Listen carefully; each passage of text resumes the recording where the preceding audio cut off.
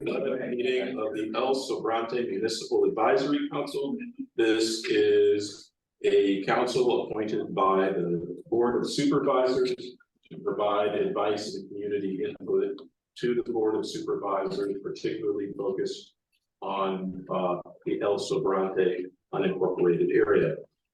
And so I think we can start off by the Pledge of Allegiance. We have a nice tradition, which surely the kids will like to lead it. Only if she gets included in the minutes. Don't forget. Not soon, not soon, right?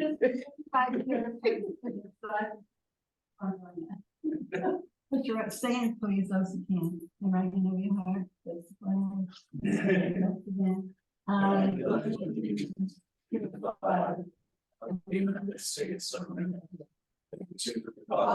For which it stands, one nation, under God, indivisible, with liberty and justice for all. Thank you, Shirley. Money? Roll call. Yes. Note that Mickey is online. Yes. Thomas Lang, Here. George Cleveland, Here. Susan Drew, Here. Jim Herman, Present. Dr. Melinda McLean, Yeah. Nikki Norris, Here. Tom Owens, Here. Shirley Rosenthal Winston, Here. Emily Euler.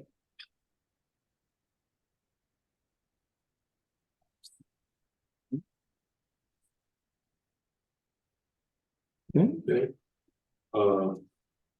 Ronnie, can we do the treasurer's report? Yes, currently we're still standing at $2,964.59. Okay. Have people had a chance to look at the September minutes? Yes, indeed. Are there any comments or questions, requests for changes? Yes, there is. Okay, you have some, George? Just that on the roll call, Mr. Herman and Ms. Rosenthal, Winston were. You were here last I night. was. And so it's surely that she. It's a title. It's a title. So And Shirley led the pledge. of allegiance. I told Shirley she needs to wear brighter clothing. So she. Say, Shirley, you're gonna see him now. So those are the only corrections about it noted in there. Everything else is pretty good. Oh, there was one thing I wanted to say also. It's not necessary to say that anything was unanimously approved. Just approved is sufficient. Okay. Thank you, George. A lot of nice catches there. Does anybody else on the back have a correction on the minutes? I would move to approve as corrected. I'll second that motion. Okay, all vote. I see it, unanimous up there, there's a hand up on the screen. Okay. But So- you have to report that. Can't see Mickey, but. Something's right there. I think, Over there. all right, so we can start off with our, Oh, that's you. we can start off with our presentations. Ronnie, are you gonna do the supervisor update? Yes, so we have plans to arrange for county planners to come and present to the MAC meeting at an upcoming meeting for the draft of the general plan. It's planned to be released late this month, early next month. We're also planning a hybrid in-person and Zoom community town hall meeting on the road diet and bike lane proposal. On the what? It's a community town hall on the road diet and bike lane proposal. And I don't have a date just yet, but as soon as I get one, I'll make sure that you are made aware. And finally, the Public Works Department did submit a request for using Measure X funds for park recreation services in unincorporated areas. And so funding decisions will not be made until late November, early December. And that concludes my presentation from Supervisor Joy. Public Works submitted to use Measure X funds for funds for the park/recreation services for unincorporated areas. And I have a quick question, Ronnie, is there any word on Wildcat Canyon? None yet, but I'll make a note to follow up with the supervisor. Okay. Russ. Cause I'm getting a lot of questions about that. Yeah, you can always forward over anything you have via email to me, and yes, we can keep that line of communication open also. Okay, I just wanted to point something quickly out. There are folks, I presume there are a few folks who are interested in kind of the continuing noise ordinance discussion. So what we'll do is, I'll just report the progress I've made so far in information reports for MAC members, so that won't be covered under the district presentation. Are there any more questions for Ronnie? So did Supervisor Joy have anything to say about the noise ordinance? Did you bring it up with him? I did, and it's essentially the same. That the best course of action would be to see if we can garner support with the other MACs within the district, the county. And that would, for now, that's going to be the best course of action going forward. So can we move on then to the thank you, Ronnie. Can we move on to the fire protection district update? Just quick, any questions? Oh, yeah. Audience? Okay, I'm sorry about that. I should, please go ahead. At the last meeting, I thought I understood that you or somebody, but I thought you specifically, Tom, were gonna follow up with the other MAC board. That's what I'm going to report about. Okay, later, okay. Yeah. Thank you. Any other questions for the supervisor's report from Ronnie? No? Okay, let's move in left. So we'll move forward. Chief Gage, are you going to present the fire? We got lots of fire everywhere. We got Michelle, we got the room. In person, via the internet. That's right. That means Northern California is not on fire right now? Yes. Yes, We're usually in October, you guys don't make it. we're all happy about that. We're glad you're here. Chief Gage, thank you. Yeah, you're welcome. My name is Lon Gage. I'm Assistant Fire Chief with Contra Costa Fire. Happy to be here tonight. I brought with us one of our acting battalion chiefs, Andy Bozo. So Andy is your Con Fire acting battalion chief on C shift. We work together on C shift. And have for a long time. Absolutely, it's been a long time. We're here before the library got its face. Yeah. But Before the library caught fire. yeah, so fortunately, it wasn't worse, but it did result in a really nice remodel. It kind of worked out, didn't it? The library, yeah. And it happened at a time where the library wasn't seeing a lot of physical presence, so hopefully the place is buzzing because it looks really nice. So I'm here to provide you with an update for the fire district. On behalf of Fire Chief Bouchard and the men and women of Contra Costa Fire, really appreciate the opportunity. We I'm gonna focus my report kind of in a West County flavor. But Contra Costa Fire provides services throughout the county from San Pablo to Discovery Bay. So one of the things I want to report out to the council on is as of January 1st, about 8 months now, the Pinole Fire Department has come under contract with Contra Costa Fire. So now here in Battalion 7, you probably heard me speak before. We operate jointly in Battalion 7 between the Rodeo Hercules Fire District and the Contra Costa County Fire District. So when we did that improvement in Pinole, we were able to utilize Metro X funds to reopen a fire station that had been closed for over 10 years, right, Andy? Yeah. So we're really fortunate to be able to double the number of resources that are available in the Pinole area. So that was a really great step forward. We worked with the Pinole Fire Department prior to contract and the Rodeo Hercules Fire District for many years in partnership providing services here in West County. We work very closely with the City of Richmond Fire Department. We work closely with the El Cerrito Fire Department to provide closest resource, seamless services throughout West County. So whether you live in the city of Richmond or the county area of El Sobrante or any of the other county areas throughout West County, we try to send the closest available resource to every emergency. We do common communications with the city of Richmond, which means the Richmond fire stations are just like ours. Our dispatchers can alert them, dispatch them to calls, and then they just update the comm center. And the Richmond Fire Department does exactly the opposite with us. So if they need engine 69, engine 70, engine 73, engine 74, they can alert those firefighters and dispatch them directly, and then they just call Con Fire and let them know that, hey, we're using engine 74 for a response out in Carriage Hills. So it's a seamless system. A couple of big incidents, right about the beginning of August, we had a very unique situation occur in the city of San Pablo, where a gentleman passed away and his family came to clean out his house and found his house full of chemicals of every type that you can think of, from poisons to explosives to it was shocking, to say the least. On a hazmat incident like that, you know, when there is not an immediate threat of something blowing up, we slow down and take it easy and take it slow.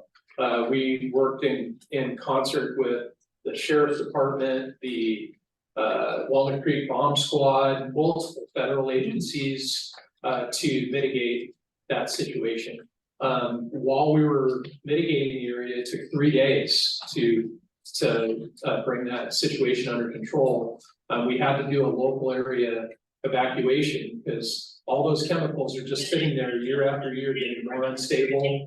And they weren't like labels on everything. Our hazmat team had to go in there and test and determine what was each and how to best dispose of those things. So long story short, very protracted incident. We're very fortunate we didn't have any significant injuries or anything related to the public.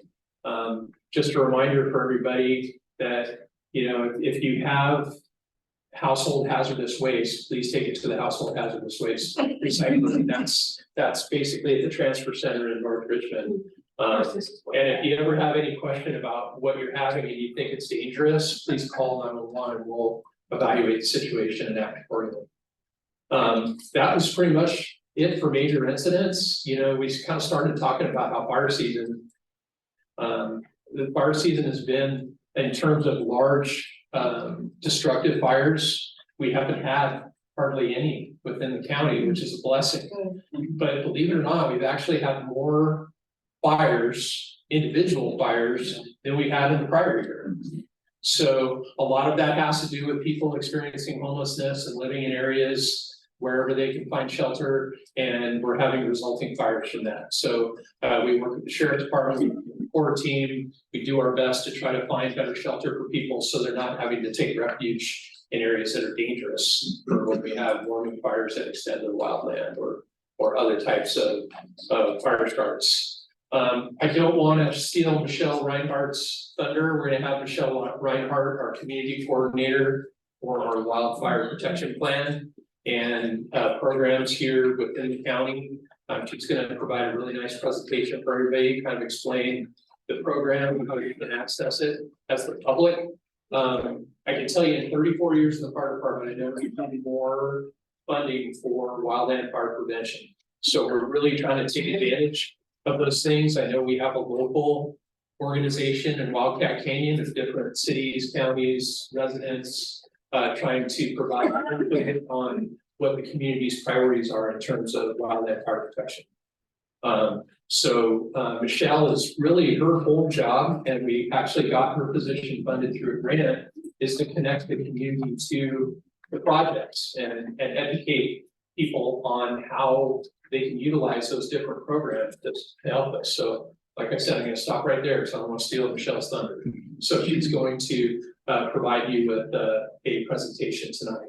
Thank you. So maybe hold any questions that you gauge until Michelle has had her presentation. That works great. If you just give me, Andy, do you have anything to add? No, I'm your battalion chief here on C shift. You'll see me in the incident command role on major incidents. I also act as a support role. You'll see our crews running up and down Appian and San Pablo Dam Road. along Fitzgerald and all the, relevant areas of El Sobrante. And then we have our partners from our neighboring fire stations that are, and our neighboring fire departments. We have, all I can say is I am very lucky to work with an extremely professional group of firefighters that's trying to train and get better and better every day. And it's just a great place to be employed and to be a part of. I'm really proud to serve this fire department in this community. So why don't we wait? No, just a very quick question, and it's really probably right on point and not Michelle's point. So Andy, are you the right guy for us to notify that we're doing like a farmer's market? We need to notify local fire. One of us, you can always Any one call. of us, either you or Chief Gage. Either or. And you have a part- Because we just, Yeah, absolutely. because we're required to notify, and I realize that, just sending it into the general ether. It would be better to send it into somebody who's really working in this county. Yeah, Andy can write it. Andy's probably the right guy. And you walk it to whoever needs to know. Your card, I would really appreciate it. I'm gonna. And I'll give you mine. My updated info. Perfect, thank you. So, Question, it was about fire incidents. There was a house fire, I believe, within the last week or so.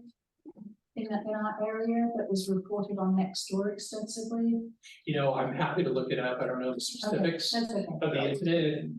Yeah, it was on a different shift. I wasn't on it, but that was that was a structure fire. Right. That required efforts from engine 69, truck 70, engine 70 and Richmond firefighters, and they kept it to the building of origin. Yes, that's what I want to see. Thank you so much. Yeah. so I'd like to move on to Michelle's presentation. Yeah. And then if there are any further questions for any of our fire department representatives, we can ask them after that. Go ahead, Michelle. Thank you so much. Thank you, Chief, and you're not stealing my thunder at all. I am honored to be in your company. I am further honored to be part of the Contra Costa Fire Protection District. Today, I will cover information related to the Contra Costa County Wildfire Mitigation Program, how to access, looking at the program overview, reviewing the Contra Costa County Fire Hazard Severity Zones, what they mean, active and planned projects, the community warning system, including how residents can sign up. I'll review my role and the wildfire mitigation program. Finally, at the conclusion of my presentation, I will share my contact information and take questions. Please keep in mind that I've occupied this role for a very short time. If I don't have an immediate answer for you, I will work with our fire district's resources to gather the information you need. So what is the wildfire mitigation program? How are Measure X programs such as wildfire mitigation funded?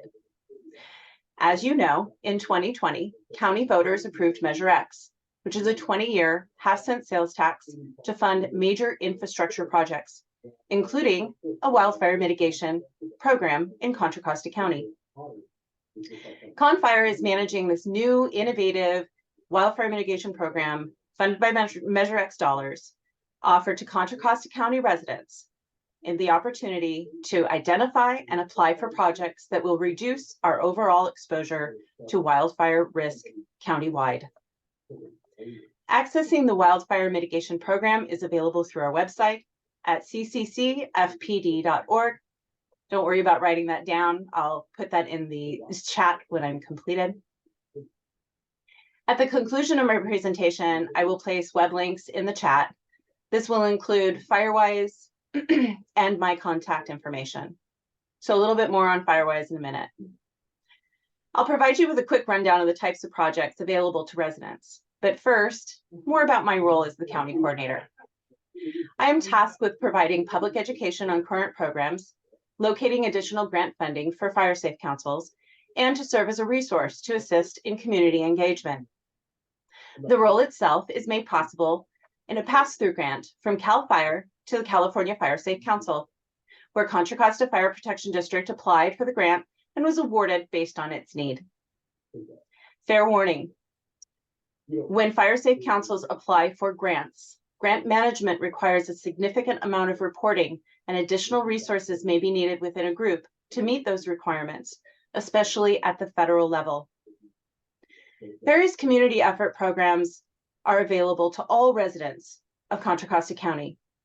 These programs are meant to leverage the existing partnership between residents, government, and fire departments. These programs are not intended as a substitute for compliance. There is a legal process in place for compliance matters, similar to how a city or code enforcement may interact with residents to ensure compliance. Code enforcement remains under the county's jurisdiction and control. Documentation when submitting a request includes a map of the area, photos, and its parcel information. Ideally, this request is entered by the county owner or the property owner, and not a reporting of that problem adjacent community to your own. Again, that remains within the code enforcement and county jurisdiction.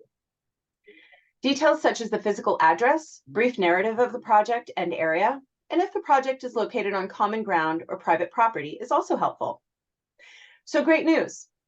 Once a community is coordinated under FireWise, when you establish a FireWise community or fire safe council, it shows that you understand fire behavior and how to lower your risk. So I'll provide some highlights of each program. First, community chipping days. If a neighborhood is not a FireWise community, 10 residents are asked to gather, cut, pile vegetation around their homes and place the vegetation in 1 or 2 common locations. Fires Crew 12, our very valuable Crew 12, will arrange a time to pick up the vegetation and haul it away. Second, evacuation route cleanups. Cleanup activities focus on maintaining a fire access route or fire trails in our highest wildfire threat areas and include vegetation management to enhance ingress and egress of emergency vehicles and residents during a wildfire emergency. Again, this cleanup effort work is also completed by our Crew 12 team. When you hear me say Crew 12, frequently people ask me, who is Crew 12? Crew 12 is a very valuable part of the Fire family. When you hear on the news, fire crews remain on scene addressing hotspots after a fire breaks out, that's our Crew 12. We value their input and their hard work that they do throughout Contra Costa County. On to FireWise strategic plan projects. Establishing a FireWise community is a recognition program that provides a collaborative framework to help neighbors in the geographic area get organized, find direction, and take action to increase their fire resistance of their homes and community to reduce wildfire risks at a local level. FireWise status, again, lets us know that the messaging is established and consistent when applying for projects rather than one neighbor reporting a single property owner for not maintaining their property. On to removal of dead trees. A request to remove dead trees in a common or open space that endangers structures are given priority. A successful application for this project requires the community approach in a designated area with a compliance to defensible space and exterior hazard standards. Please keep in mind that our cost is between $3,000 and $10,000 per tree, depending on the size and the tree species. Shaded fuel breaks. Shaded fuel breaks are used to reduce the dangerous fuels that spread wildfire.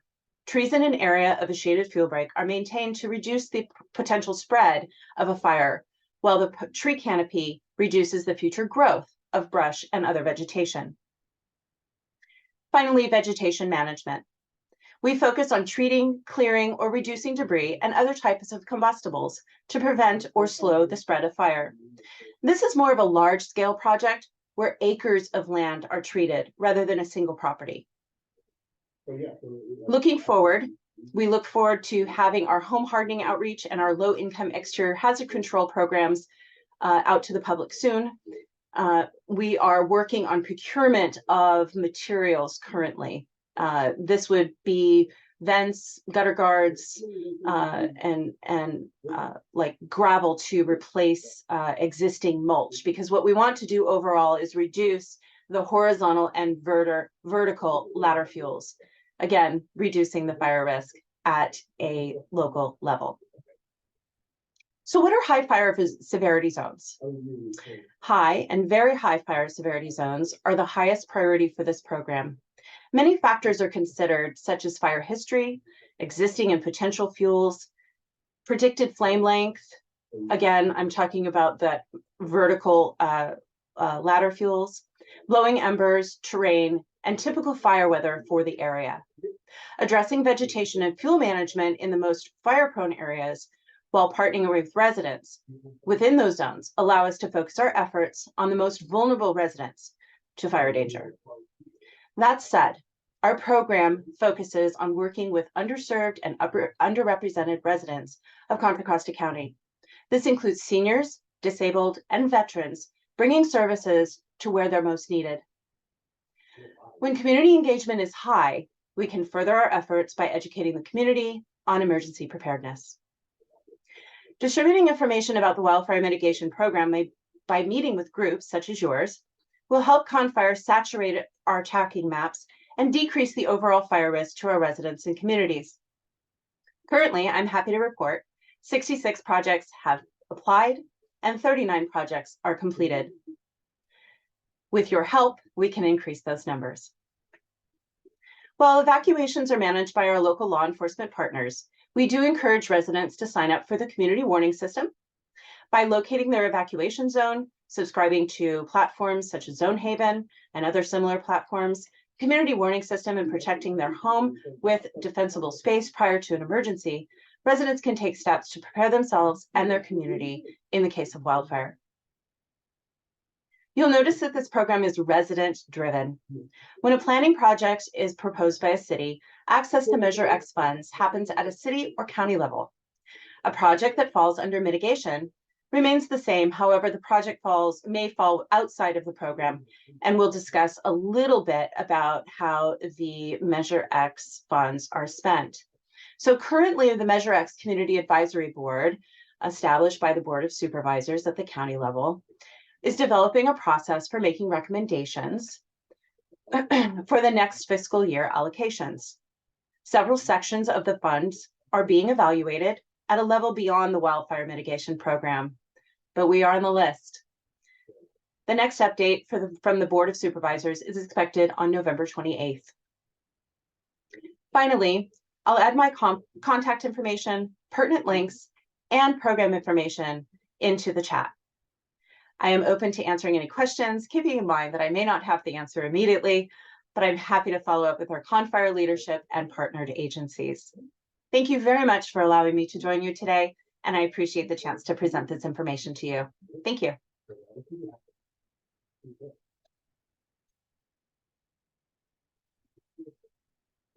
I think you're on mute.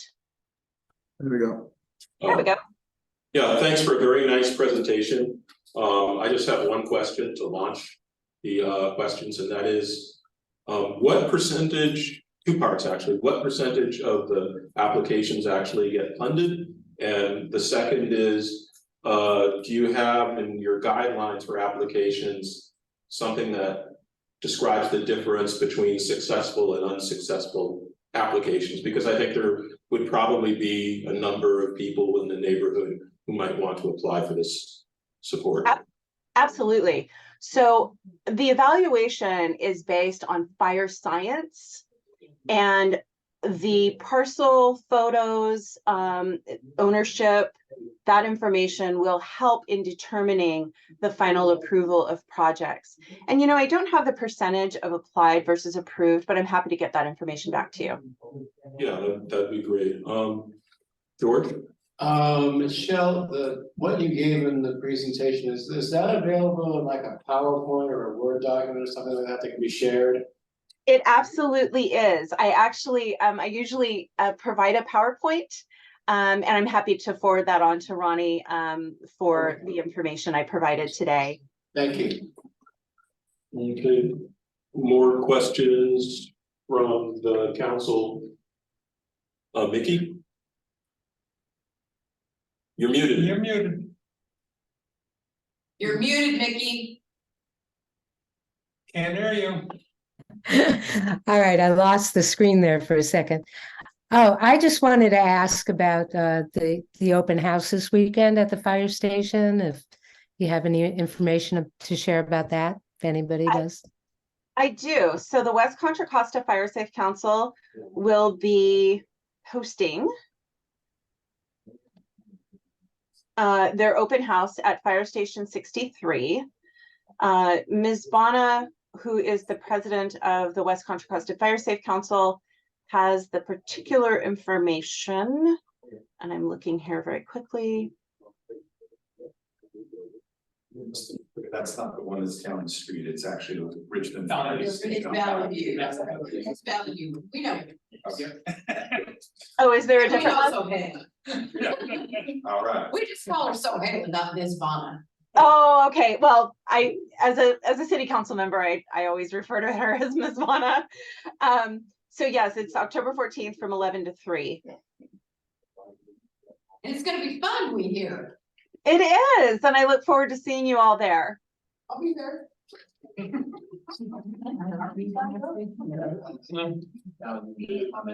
Further questions for Michelle or for Chief Gage? I do have a question. We usually get a report about this time of year about the fire roads and their conditions. Has the inspection of the fire roads been done, and what, is there anything to report? I can answer it, Michelle would like me to. Thank you, Chief. I appreciate that support. Well, so our heavy equipment program has inspected all the fire trails that we maintain throughout the county. And we have done our mitigations and improving those trails. It was arduous this year due to the amount of rain, so the rain really affects those fire trails. So if you have a concern about a specific fire trail here in West County, feel free to forward it to me and Andy, and we'll follow up on it. But all of our fire trails have been inspected and they have been maintained. We have a fire trail, I just got an update today on, and I forget the number of the fire trail, but essentially the fire trail access directly across from Carriage Hills had a tree down on it. We had the hand crew go out, clear that tree. But if you happen to be out in the community and you hike on one of our fire trails, which is common throughout the Sobrante, if you see anything that's obstructing those fire trails, please notify us. You can notify us by email, you can notify us by non-emergency phone call, and we'll get a crew out there to address the access issue. Where should people call again? Probably the easiest way to report that is to go to our website, cccfpd.org. And there's a way to report any fire prevention concerns, and they will route them to the appropriate division. And that link is in the chat. Thank you. Good. Ronnie, your Zoom archives the chats as well, right? Okay, good. So that'll be available on the website. Any questions, further questions for our fire protection representatives? From online, any questions? Okay, well, thank you all so much for your presentation and for doing such a great job of taking care of us and keeping us safe. Welcome. Yeah.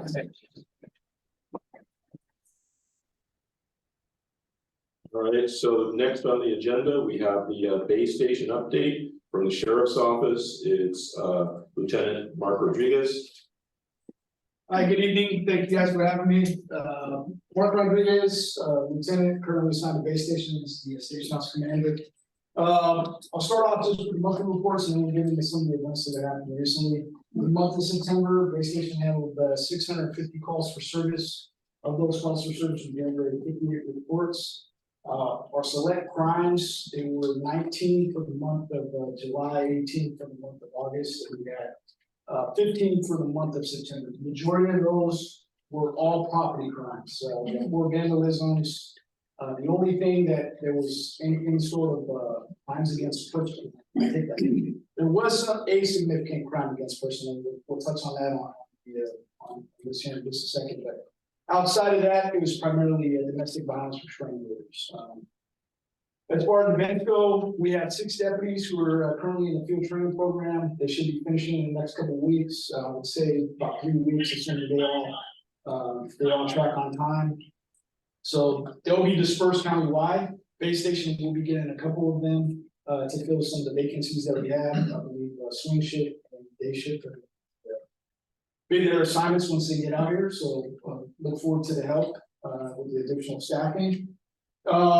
As far as significant crimes, on the 22nd of September, here at ABM Food and Liquor, we had a store clerk who recognized, hey, the victim in this case was a store clerk, happened to be in the restroom at the time of the initial crime.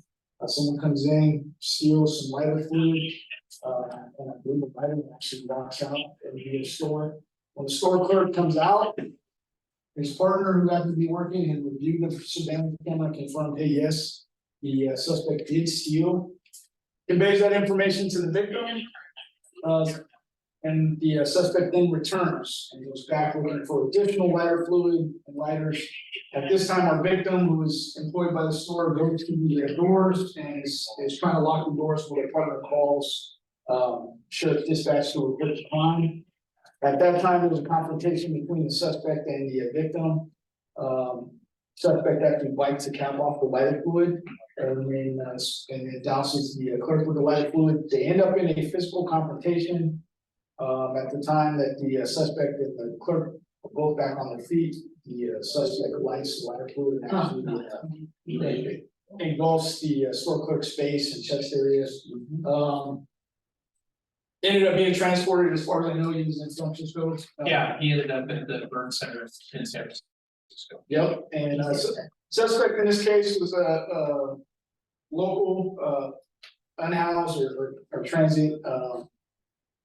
Had prior contacts, they had no bail warrants out of other counties, out of other jurisdictions, so they're still in custody, both on our crimes. They were charged with assault, with mayhem, just due to the nature of the injuries that the officials sustained, as well as the additional warrants that they had. So obviously, you know, very unfortunate for the clerk in that one. One thing I will caution you guys is just, if you see a crime, please report it. We've spoken in the past about some of the property fines as far as thefts and things of that nature. We had one about 6 months ago to where 9 o'clock in the morning, someone sees that someone's stealing something from the vehicle. They confront them from the doorway. They see the two suspects. They think, oh, they don't have anything in their hands, and they run out and confront them. As they get to the bottom of the driveway, suspects turn and fire a shot at.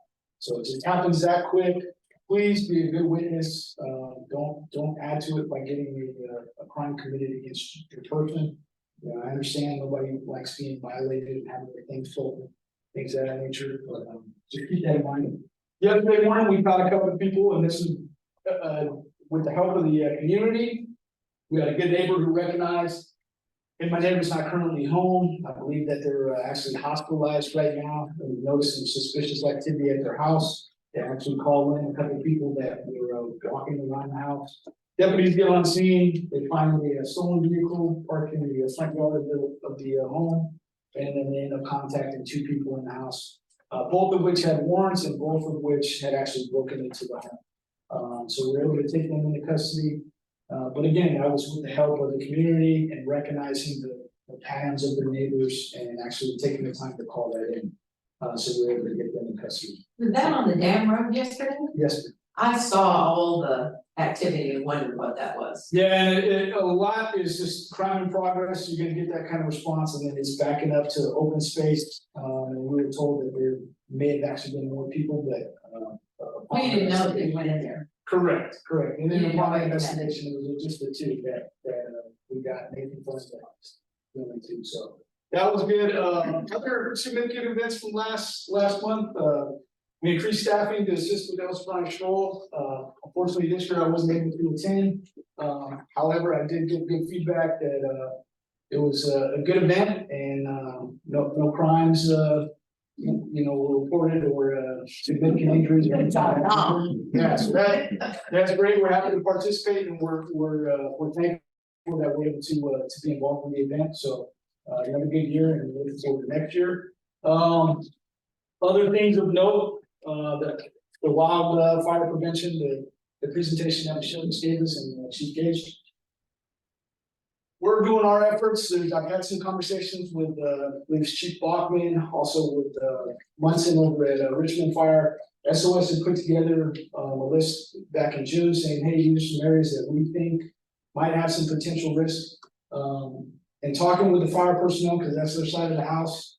While there are those encampments and things, some of the things that, the residents are concerned, it is a legitimate concern, but the fire departments do have ways of mitigating those, so I know one of them is, well, hey, evac routes, and how are you gonna access these things, and trust me, these guys do a great job of getting into tough places, part of that being the fire roads, but also being able to run the hose. So I won't talk too much of their tactics, because I know that they respectful of me to say. You know, if you ever see smoke coming from a homeless encampment and you have any concerns, call us immediately. The guys are happy to come out and mitigate it if it's a problem, or it could be a cooking fire, but what we don't want is the public thinking, oh, well, that's just nothing.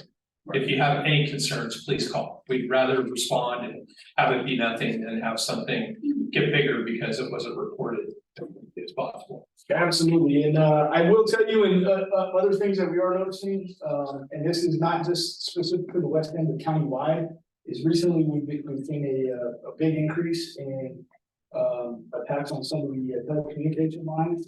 Specifically, a lot seem to be owned by AT&T. There was one on Karen Chilton was really bad. correct, and most of them, the majority, they're getting 200, some cases 300 feet of this stuff.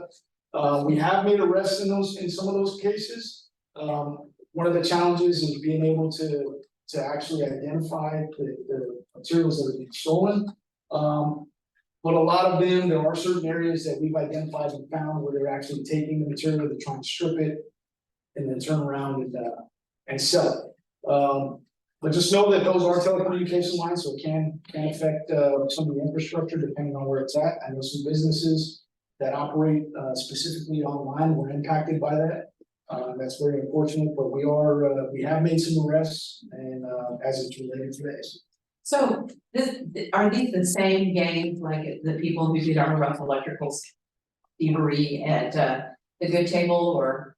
No, so it's a different crowd, a new crowd, yeah. a new gang. Unfortunately, with the property crimes, it's it's a lot of it is crime of opportunity, and there are some that are. This is specifically what they're going out and doing. They're driving, they're Driving around looking. You gotta have a vehicle because it's quite a bit to carry and handle it. So And a gang, you take it down. yeah. It's not a one guy deal. Yeah, and then in others, it is, once it works for somebody once, they're likely to. Then they're gonna try it again. And try it again, so, and the rest that we made, it's been different people in their houses, I can't tell you that. Okay, just curious, because I knew at one point there was a task force trying to deal with this wire theft mess. Yeah, years ago, I would say probably 10 years ago, they actually stole the line, that essentially powered the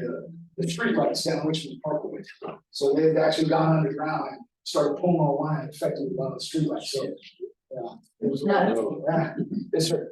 So, no, I was just gonna ask a question after you finish your presentation. Yeah, and other than that, some of the other things, just West End wise, you may have seen in the news in Rodeo, we had a couple that was arrested and charged for the homicide of a 2-year-old. It was initially reported as drowning. The initial investigation was treated and stuff, but while we were still on scene, we received information from medical side of the house that, hey, there's probably more to this. And the only saving grace out of that is that there was also a 10-month-old sibling that also had injuries and consistent with child abuse. And so the 10-month-old obviously was taken into protective custody. But that was probably the only other major.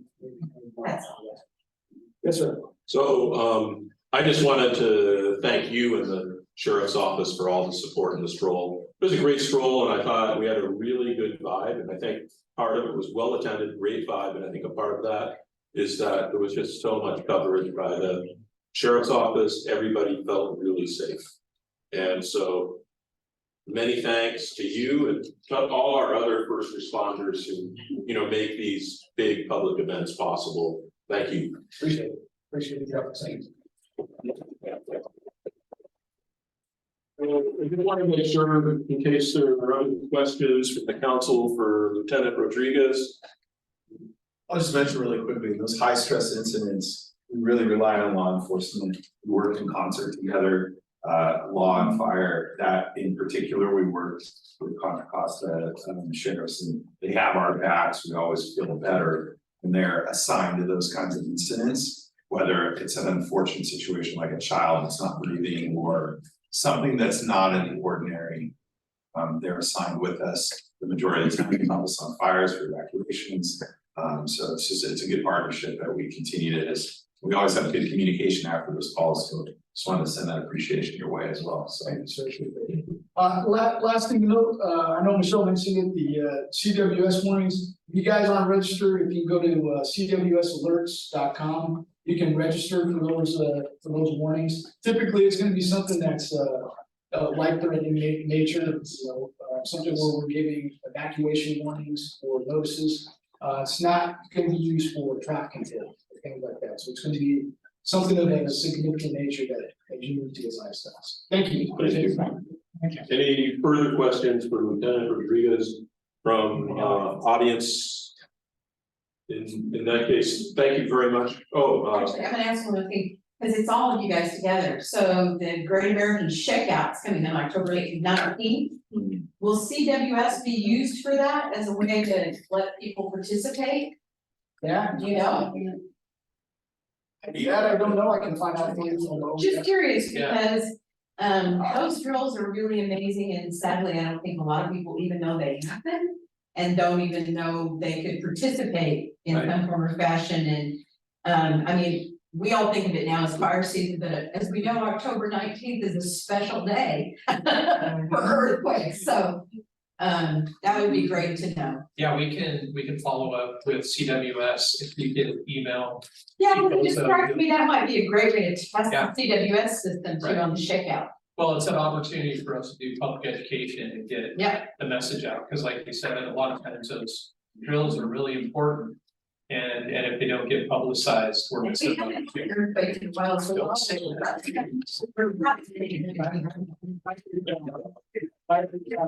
Yeah. knock on wood. Yeah, it's good. So many thanks, our first responders. Really appreciate everything you do. Yes. And I think we've reached the time of the meeting. I don't think we're going to hear from Highway Patrol. Michelle had her hand raised. Oh, Michelle, please. I just wanted to reinforce that the community warning system, according to the website, has shakeout alerts and the coordination efforts are present. Yes. Perfect. So good time to sign up right now. Yeah. Okay, so the next, thank you, Michelle. For the next stage of the meeting, next agenda items, development plan, application, variance reports, building modification, requests and appeals, etc. Received in the previous month from the County Conservation and Development Department. And so the first one is CM S03-00007. And that's actually the last application in the packet. At any rate, is Tony Tsang? Yes. You know, Mr. Tsang, do you think you'd mind going and taking us through your project? That would help a lot. And maybe stand here so you can be seen on the camera. Copy of the plan I submitted. Oh. It's like the parcel. You can take on that's in your Google map. We have to get You're a little bigger, but you have most of it. So just state in a few words what you'd like to do and then go into the details. Basically, it's a long lot. And my father bought it, and he was told he can split into 4 lots. But it's impractical. The back of the lot is really steep. And it's just impractical it being so long. So we originally went to split into 3 lots, 2 new lots for 2 new houses. Cause my dad feels he's getting old. He wants to leave a house for me and my sister, I want to leave one for my sister.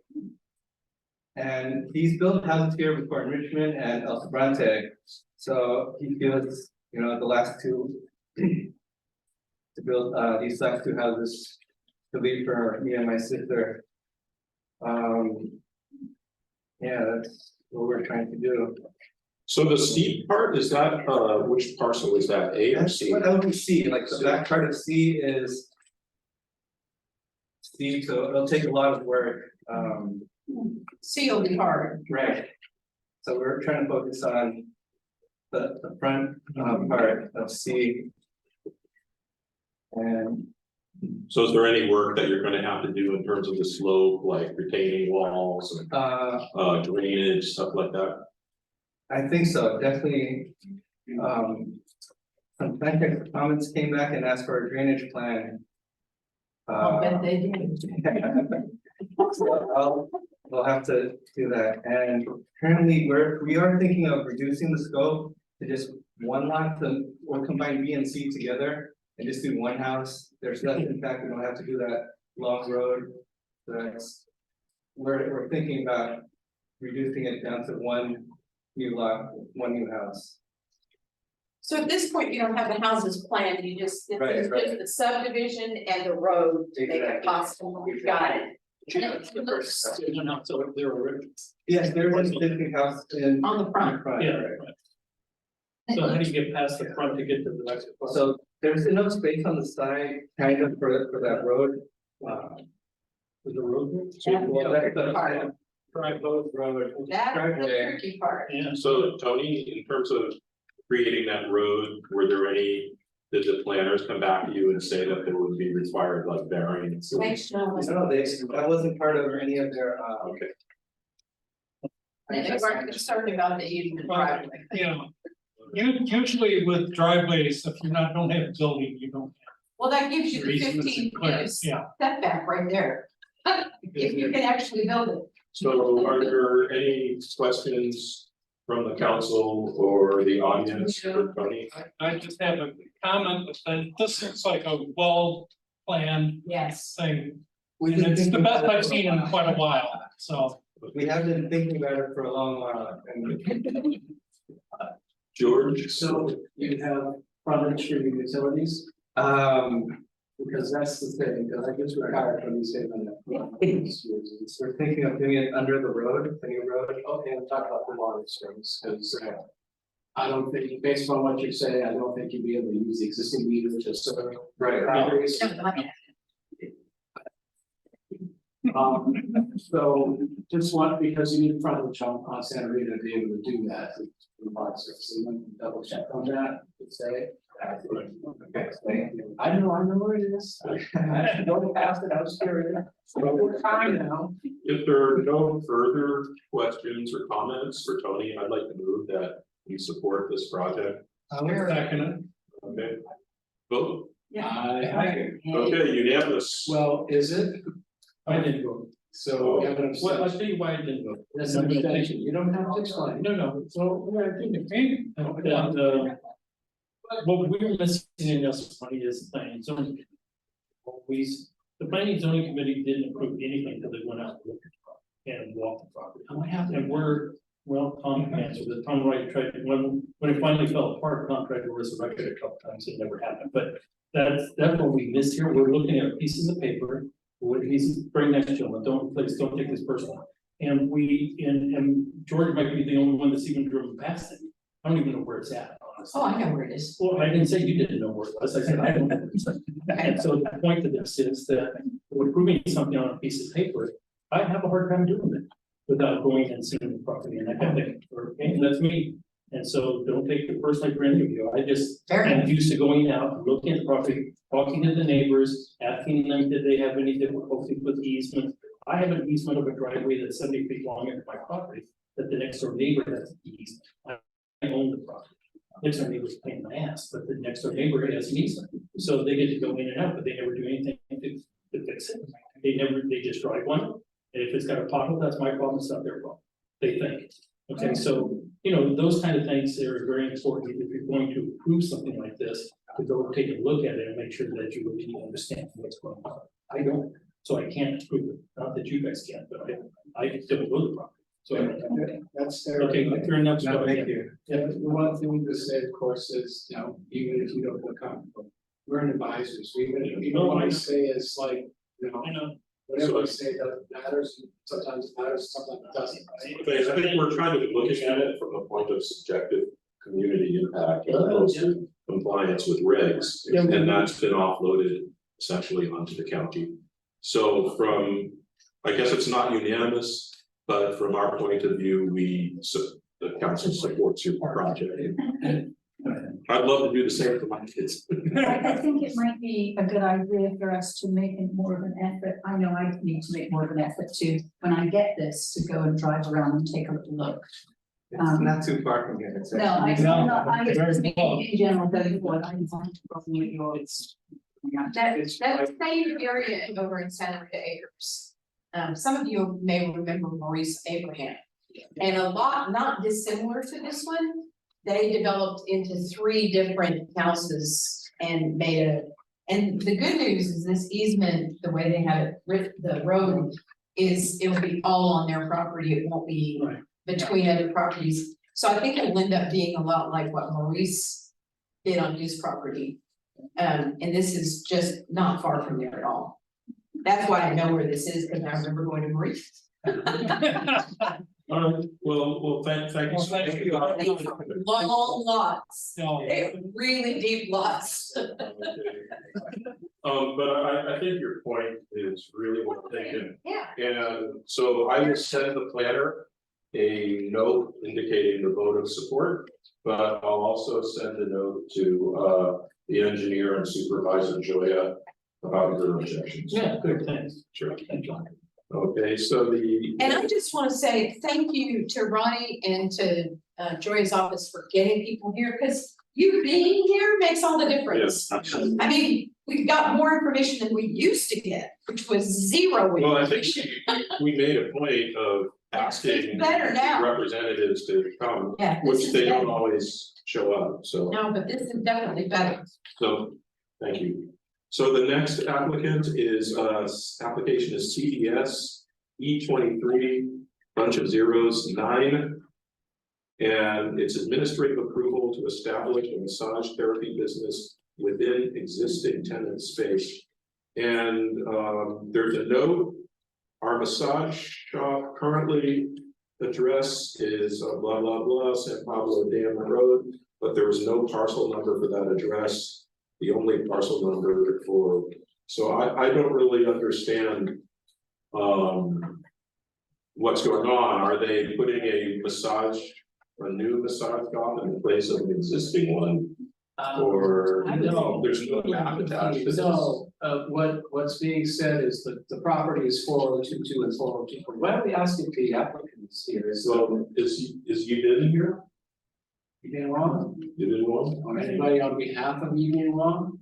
No one online? Anybody online on behalf of the applicant, the massage therapy shop? So, It's on the Emerald Road. No, I don't, where the actual address, where did that? It's right next to. It's next to the tire shop. Yeah, well, Yeah, I'm sorry, I'm not where.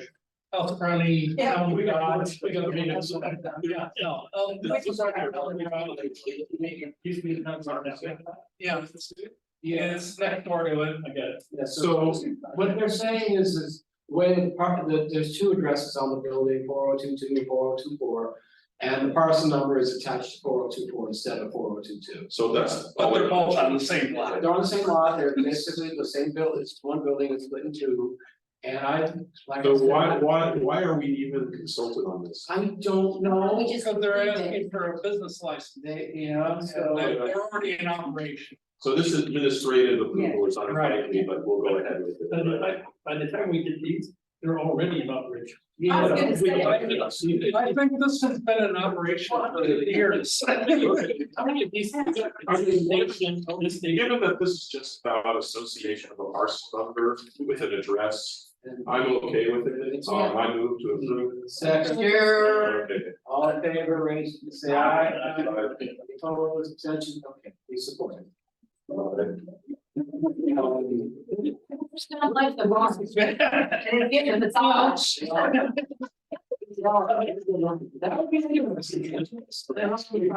Hey, but my dog regularly gets massages, and his massage therapist is right there.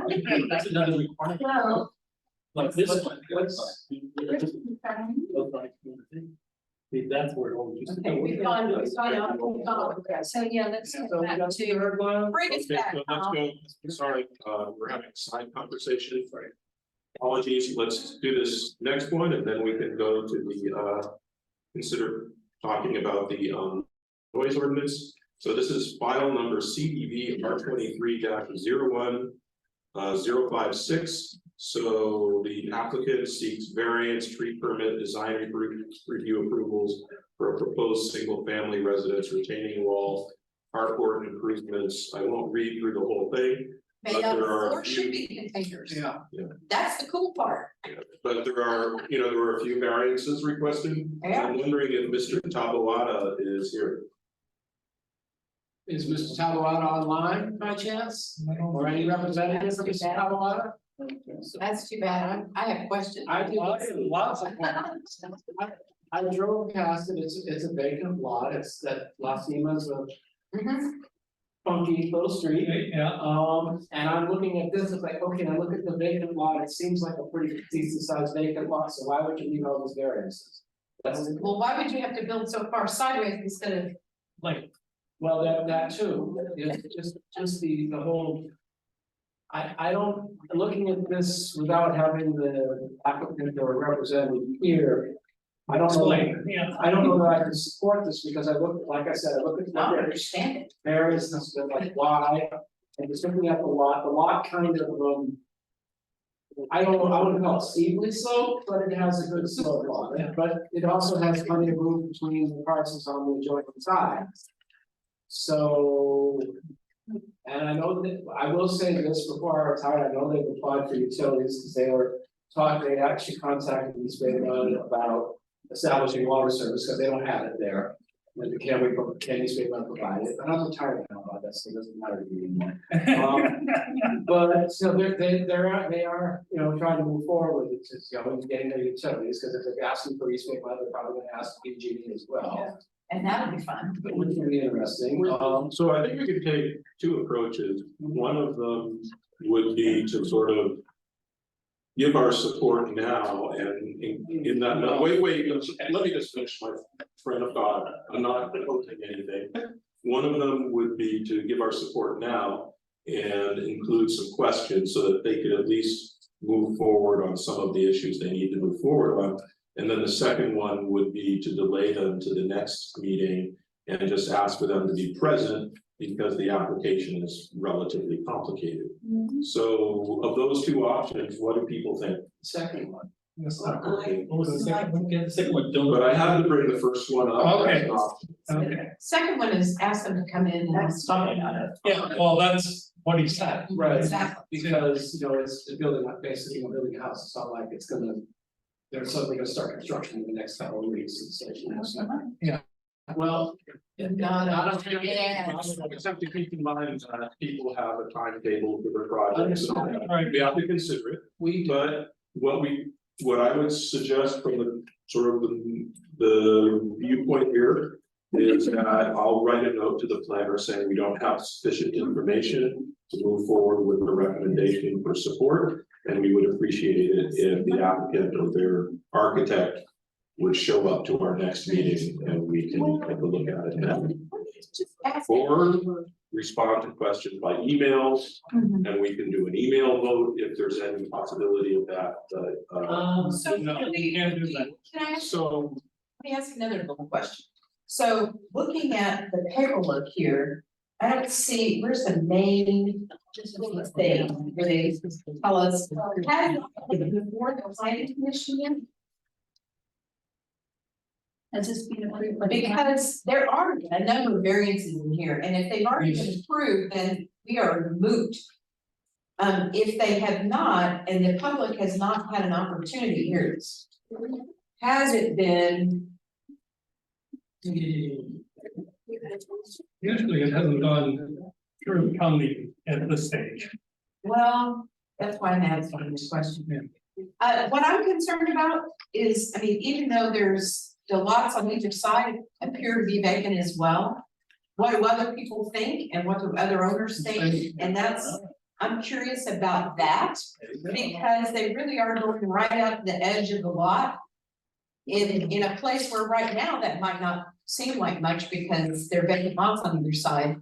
But someday those people might wanna Develop there. build and You've develop. already finished on there. So we have some answer. Yeah. And I think the answer is That we do what, Tom has suggested. Which is. wait until the next meeting and ask them to come back. Well, the other question is, has this gone to planning and the neighborhood been notified, other neighbors been notified? I can't tell that from this.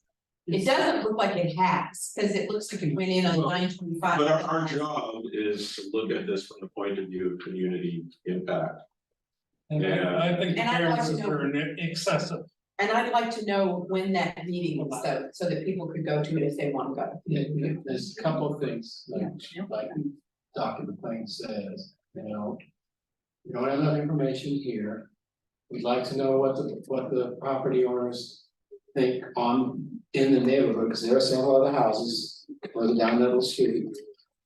Even the contact on this information on summary, we've got phone numbers here, but if you look at the emails. Who is it? No, it's not, just look at the emails themselves. As you can see, we have info at Cambridge, they have Ingo at Cambridge, so we don't have even proper email.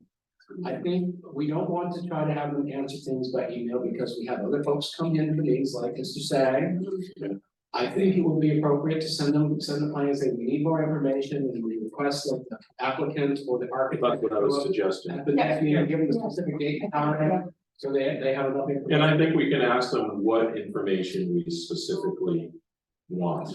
Well, I just want to ask the planner when it will come before the planning commission, just to know that. So what I'll do is in the email to the planner, I'll ask when it Those comes, two things. when it comes before.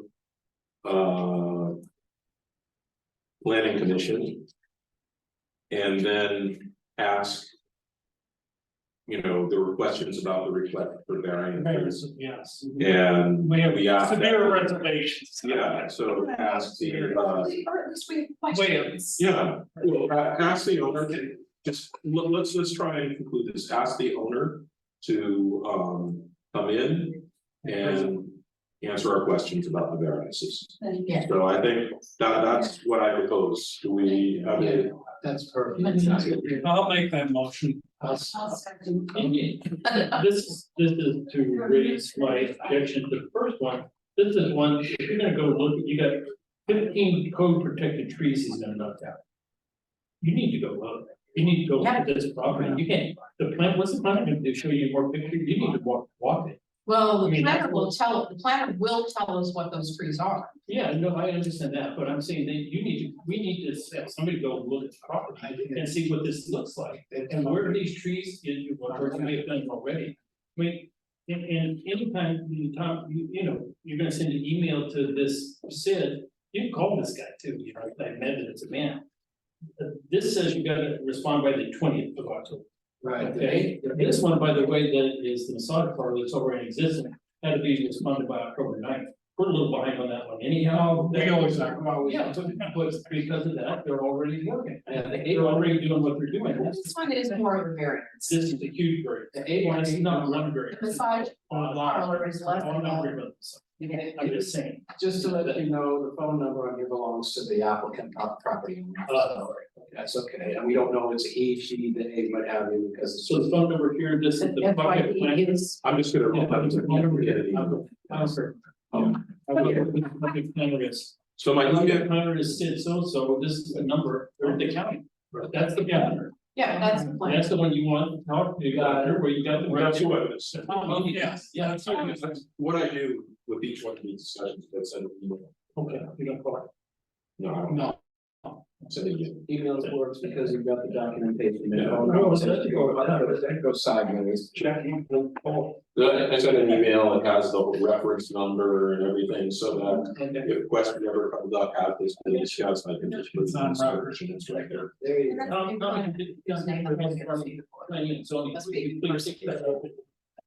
Yeah, I think that's what you're like, right? I'll talk to you, it looks like one of these forms is kind of outdated. For the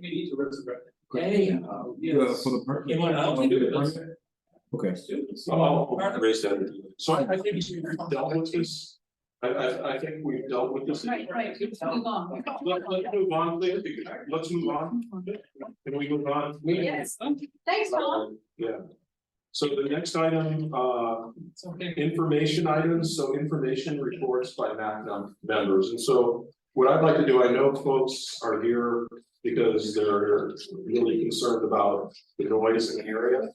And so in the last meeting, I committed to contacting the other MACs Or at least. and get information, are they having noise issues in their areas?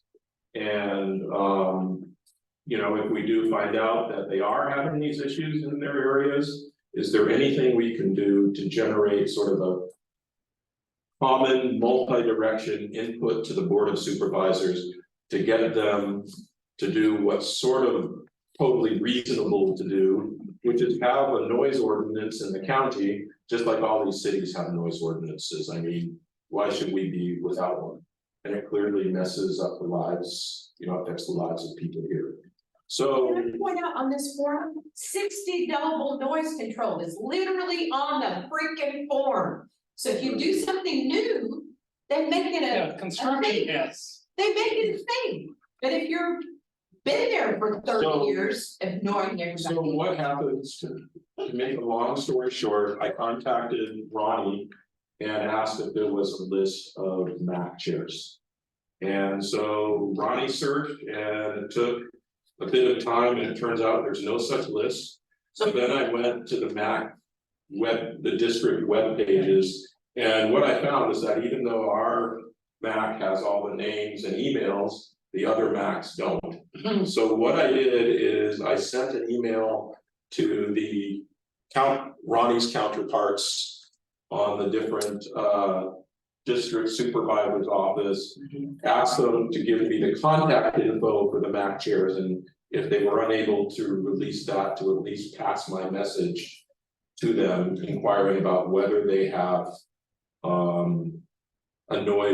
noise issues in their areas. And so I contacted the 5 districts, and they agreed to pass on my email, except for one of them who just reported on what her MAC chairs told her. And essentially, 2 of the districts report Alamo in Supervisor Burgess's district, and Pacheco in Supervisor Federal Glover's district. Both report that they're having issue with noise. So it looks like, you know, 2 swaths of more of the East County seem to have similar issues to what we have. Now, what I'm hoping is that maybe in the next few days, I might hear from more of these MAC chairs. But if not, what I'd like to do is just directly contact the ones who I've heard back from and see if they would be willing to, you know, if they have the information on who they've met these other MAC chairs, maybe pass on their information to me. You know, once I get some number of these folks, just to the extent that it conforms with the Brown Act, send them emails and ask them to contact their supervisors and say, hey, look, this is really important. Can you guys get together and give us unincorporated county residents a noise ordinance just like they have in all the cities? So that's where it is now. I'm sorry the progress has been limited, but I think, you know, there's some progress. And, you know, I'd just like to keep pushing in this direction and see if we can get pressure on all of the supervisors to get together and do this. And so I open this to question. my apologies for the lack of progress. I think, it's not on you. I think the fact that you're taking this initiative and reaching out and working to get the information. It's the people that aren't providing information to you.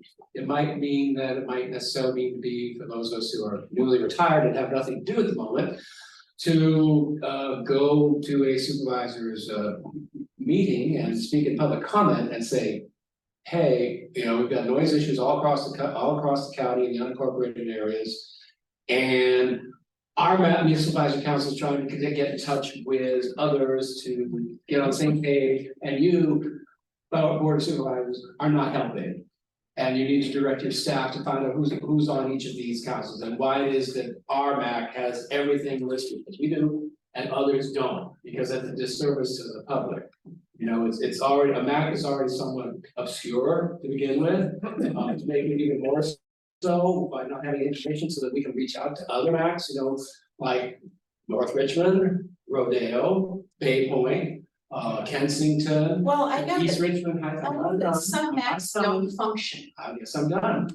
I'm just saying, some don't function. I understand that, but it's not whether they function or not, they are under the jurisdictions of each of the county board of supervisors. So it's up to the board of supervisors to, if they're not functioning, to make them function, or at least direct their staff to get a list so we know who we can talk to. Because you know, it is a problem, it's a problem regardless of where you are, whether it's a high income area like Alamo or others that aren't necessarily as high income. Noise is noise, it doesn't matter where you live, it's a problem.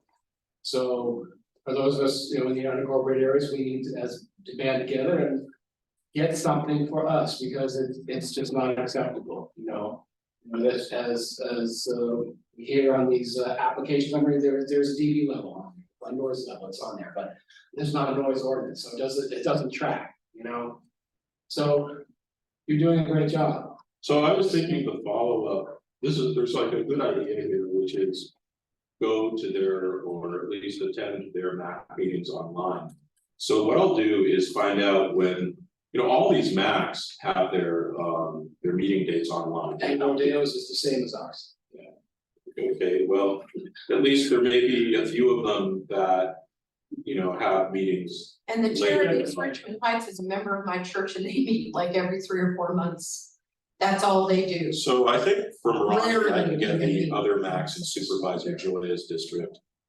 And they So I can reach out mostly to talk them as about well. just planning. It's just the other supervisors They that have are anything else they a talk bigger about. problem. So if they don't you're have like. looking previous for meeting on us Wednesday, to the other. Yeah, if you can get me the contact info for the other MACs and Yeah. Supervisor Joya's district.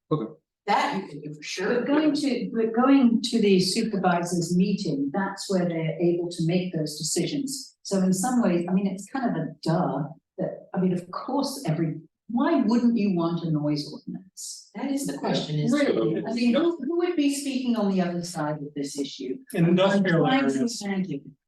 But industrial areas, you know, it would be perfectly possible to write some exceptions to stuff like clanging of, I don't know, Yeah. trains or whatever. But in terms of party noise, neighbor noise and so on, having a noise ordinance that is in concert Residential. with the surrounding cities, it's a no-brainer and it costs nothing. So why is this not happening? I don't understand. I really don't. Ronnie,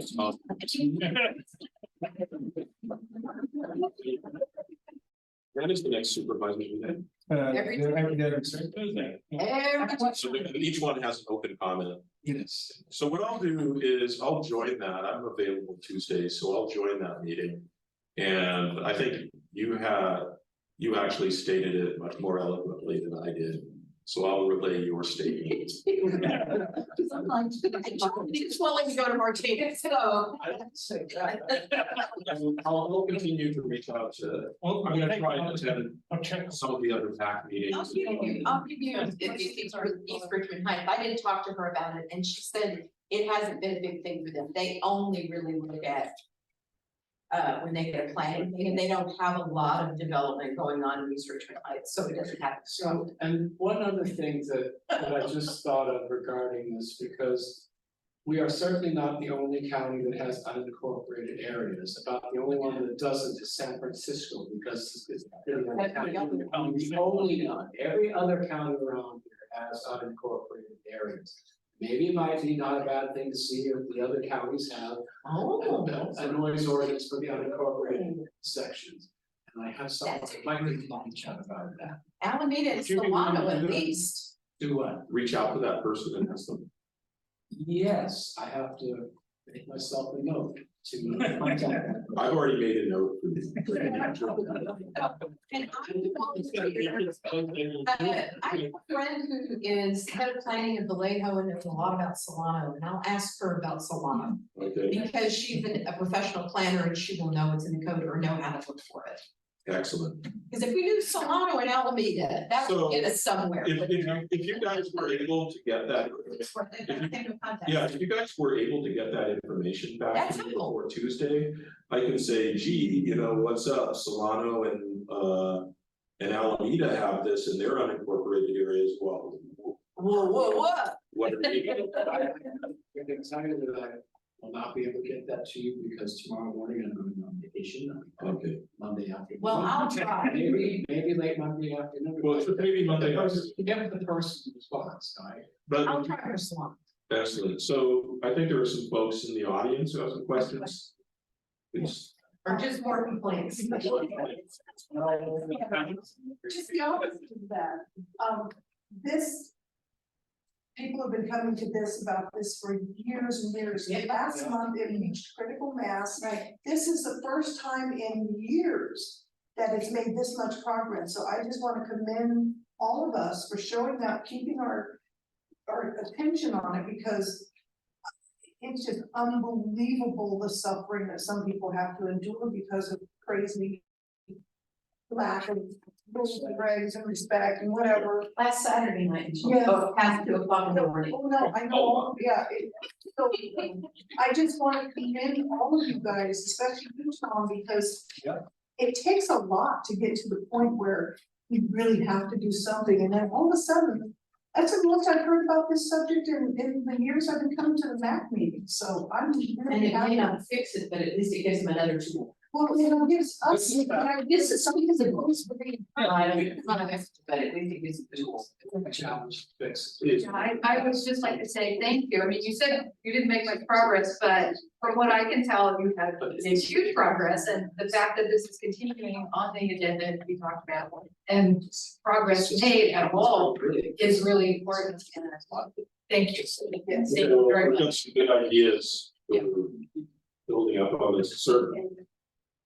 Yeah, no, but I just wanted to thank you also, that sounds, you know, like you guys are doing something here about this noise stuff. I just wanted to say that there is already a noise ordinance in place for Concord out here, but it doesn't address loud music, loud parties. It addresses dogs, airplanes, construction equipment, but there's nothing about loud music or loud parties. All you guys gotta do is put a couple sentences into the existing plan and just be done with it.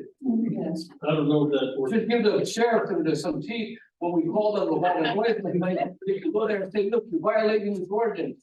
The only noise ordinance I know in the county is for the airport. That they. Well, for business things, they put it in your land use. Well, they may do that, but as an ordinance for the whole county. So for the airport, there's a lot. There's also for nuisance, if you can prove you're a nuisance, you can sue somebody for a nuisance. Okay, civilly and criminally. If you can prove that they're doing it to bother you, for example, that I'm playing my music. Well, that's what the ordinances have in place. Like the Antioch, already there, they have that in place. And that's already in the county. But that's not It's true, that's also California. You can sue people. To the existing one, and we'd be done with it. That's open, it's in the county. You need to show them, I'm an attorney, so if you can show me the existing noise ordinance in this county for unincorporated area, I'm more than happy to get it out. Yeah. I have it, I didn't read it. I already read it. Last time, somebody wanted to read it. You're right, bring it in this house. Okay, that's fine, you got it. All right. Is there any other comment from the audience in the room or online? Okay, I think. So. Mickey has Mickey has a comment. I just wanted to say that I'd be willing also to go to a Board of Supervisors meeting if any of you want to go too. Yeah, so just keep me in that. loop. Yeah. You gotta get Not that- until you get out of quarantine. Yeah, when I get out of quarantine. What time did the meeting start? I believe it's 9 AM, but I can. Well, And there's online capabilities. It's hiding. and they do publish the agenda, so you can gauge when they show the comments for the first thing.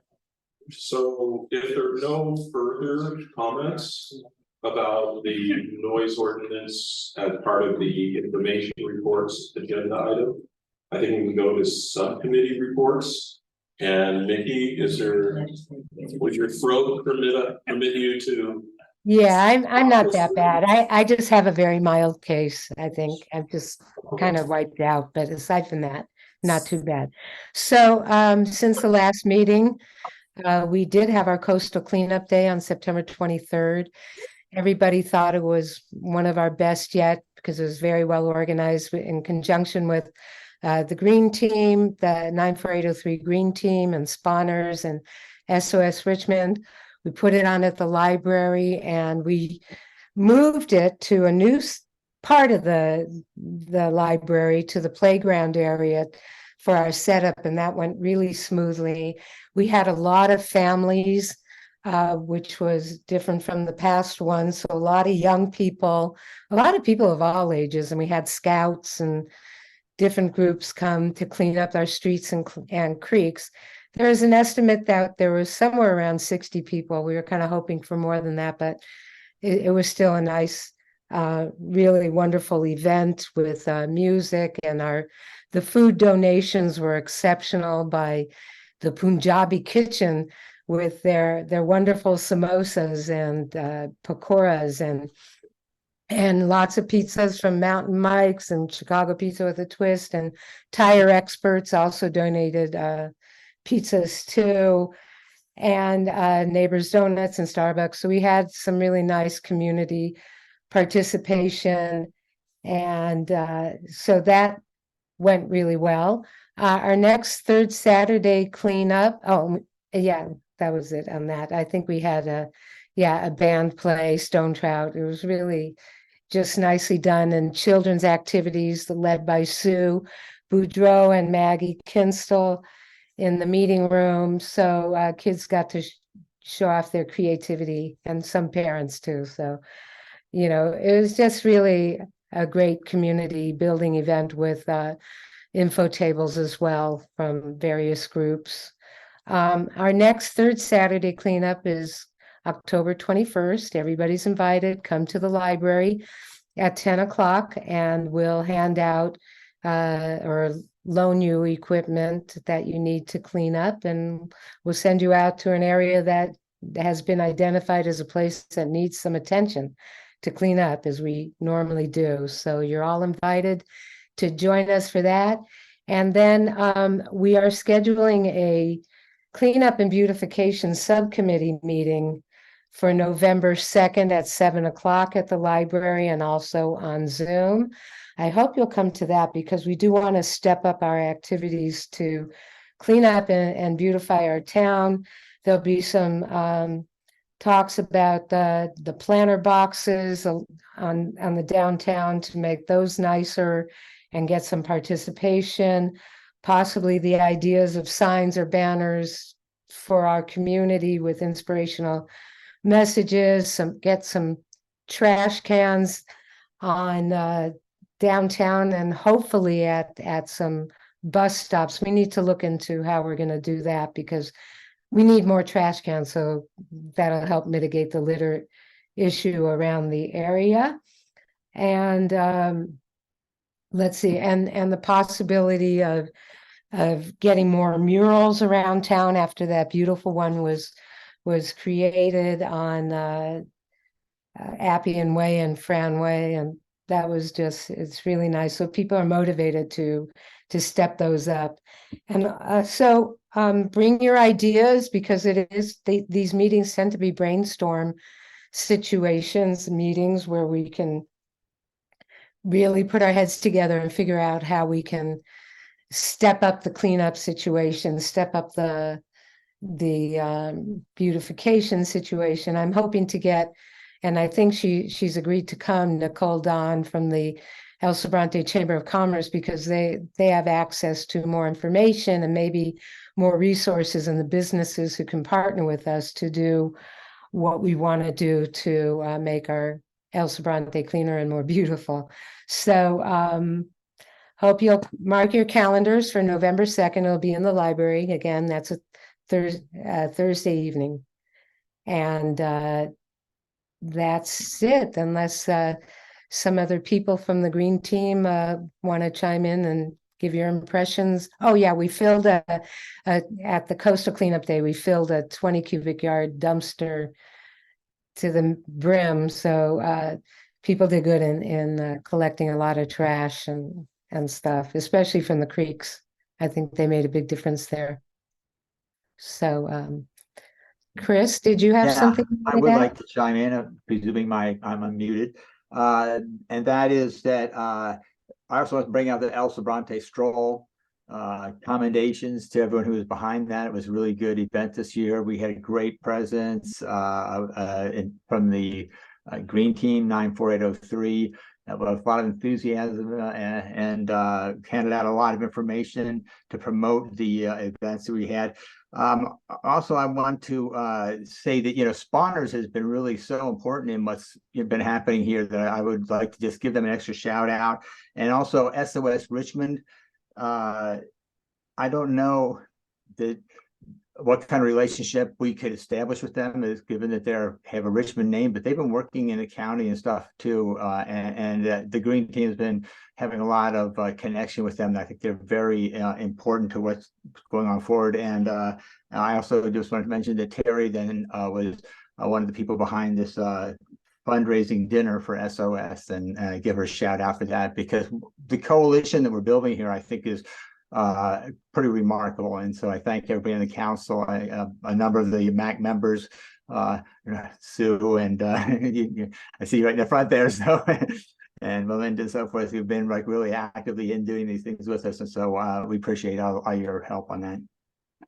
Yeah, and I'd also like to point out that after the next cleanup, immediately after, there's going to be the town hall on homelessness and at the United Methodist Church from 1 to 4 following our cleanup, so people can go clean up and then go maybe have some lunch and try to figure out the homelessness problem that we have in the area, or how we can, make it better and join forces. So anybody else have anything to add to that?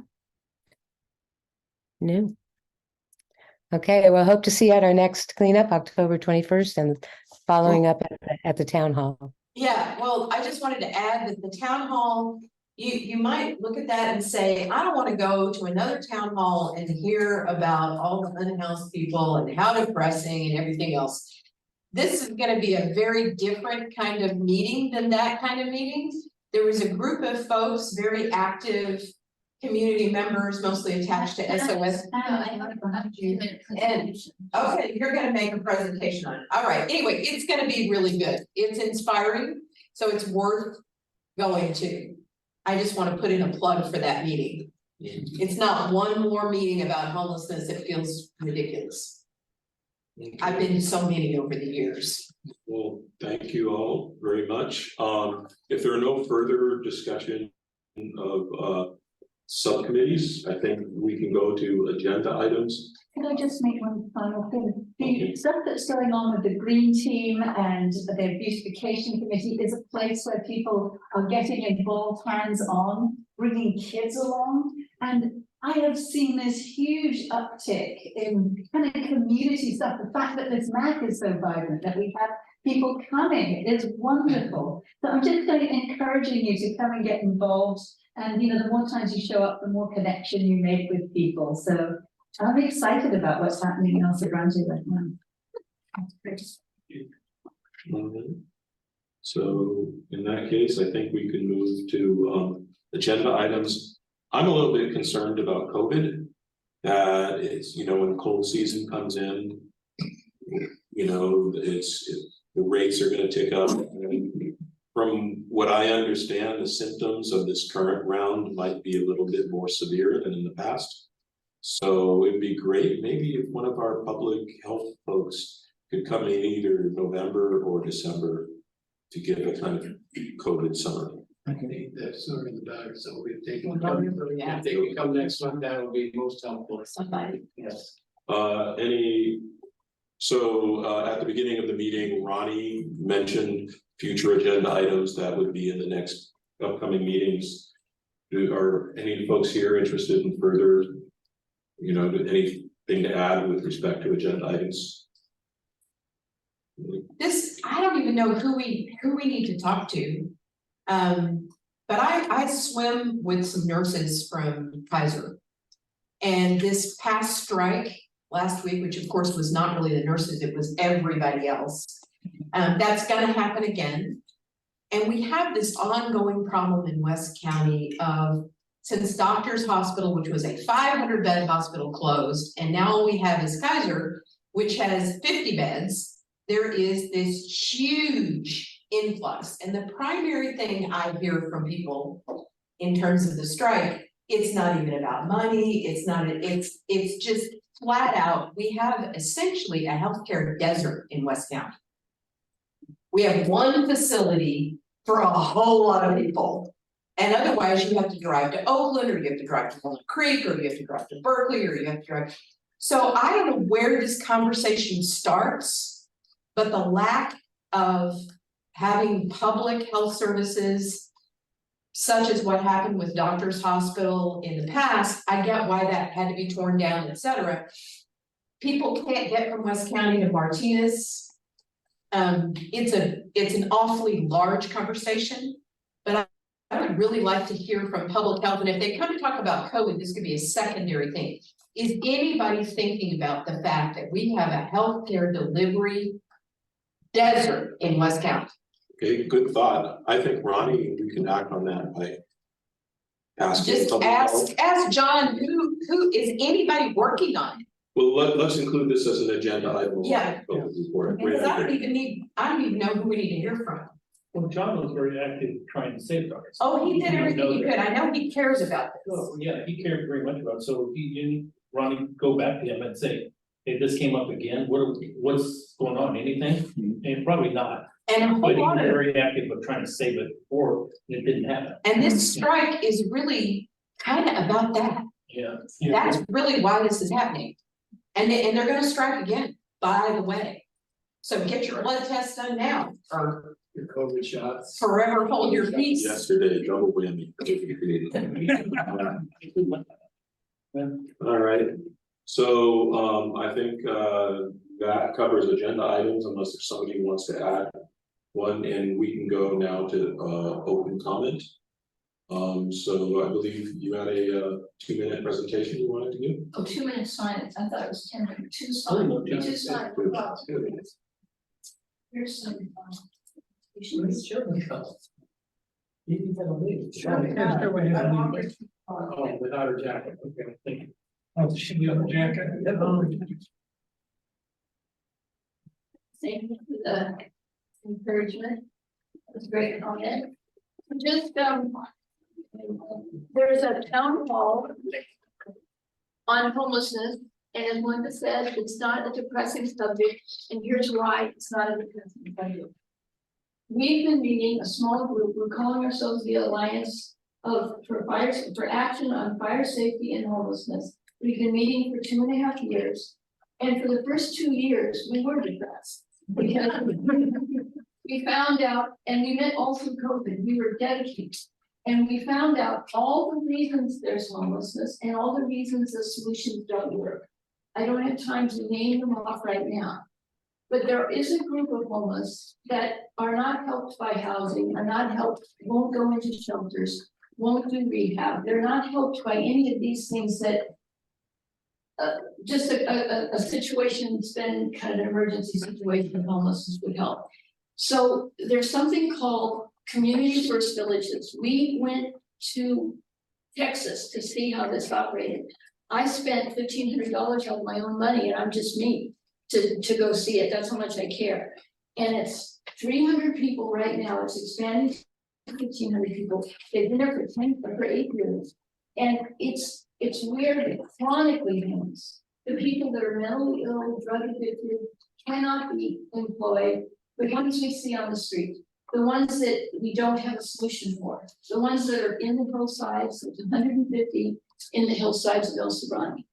There's people in the streets of San Francisco, these people, there's no solution for these people. Community First is a permanent housing. It's community oriented where they care, they do peer support. It's not a hospital, it's not a shelter.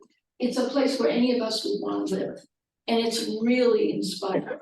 And about 90% of the people that go there are drug addicted. And after they've been there, there's no program to force them to go into rehab. But the reason they're self-medicating is the trauma they're experiencing in their lives and also on the street. And when they stop experiencing that trauma, they seem to spontaneously not need the drugs. So that alone says what a human place this is. Anyway, I only have 10 seconds left, so please spread the word and please come to the town hall, because none of the people in California that are trying to solve this know about this, because if they did, they'd be using this. Okay, thank you. Good. Very important. Thank you so much. Thank you. Is there another public comment?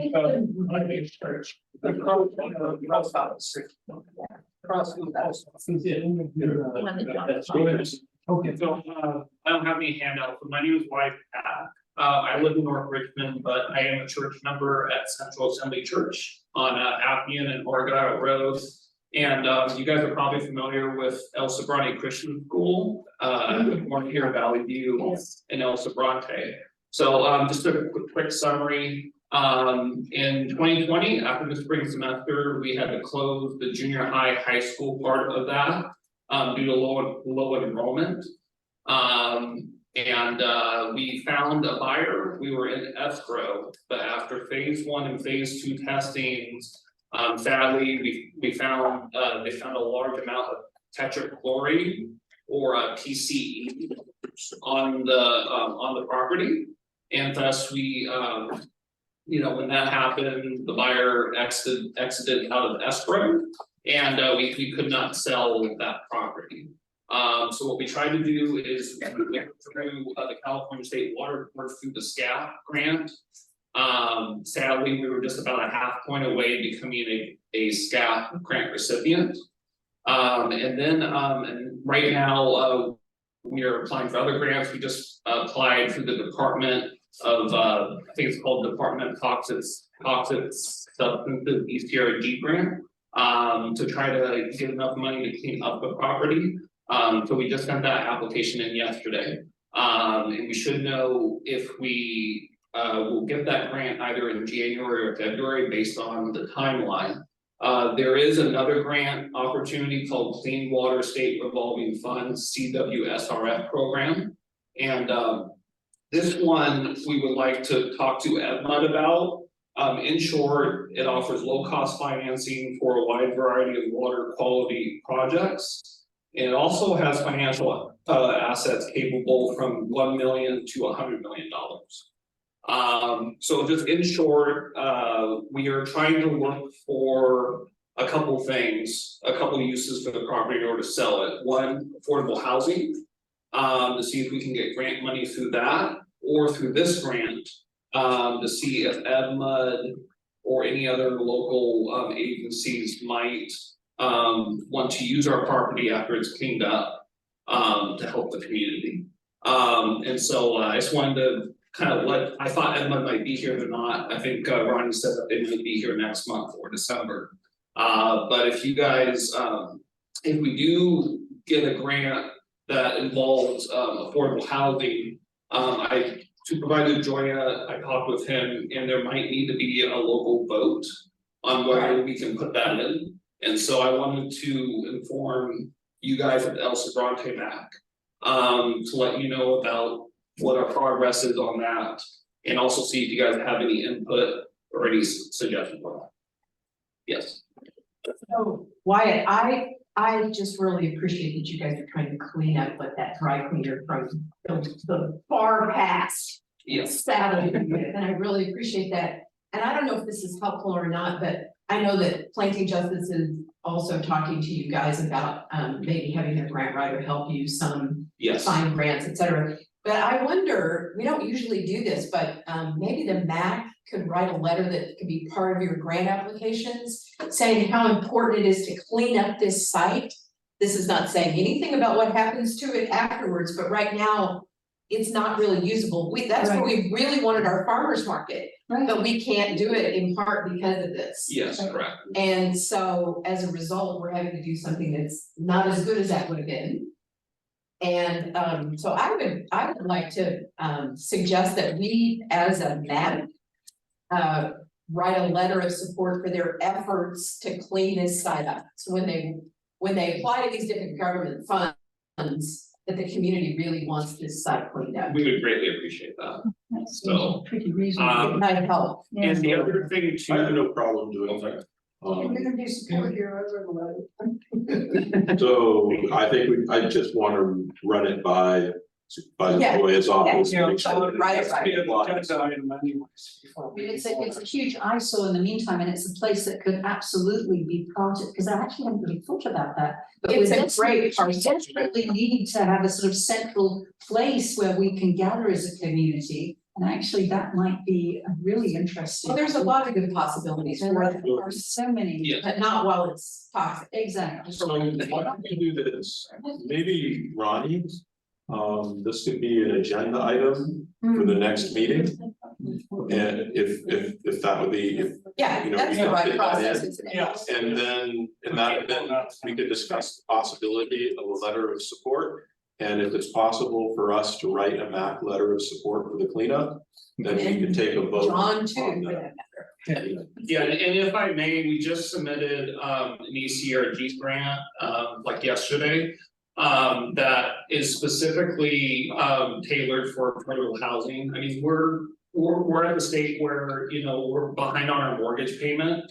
And also Central Assembly does own El Sobrante Christian School at the same location, at the corner of Argyle and Appy Way. And that has about 100 students, K through, it's kindergarten through middle school, so kindergarten through 8th grade.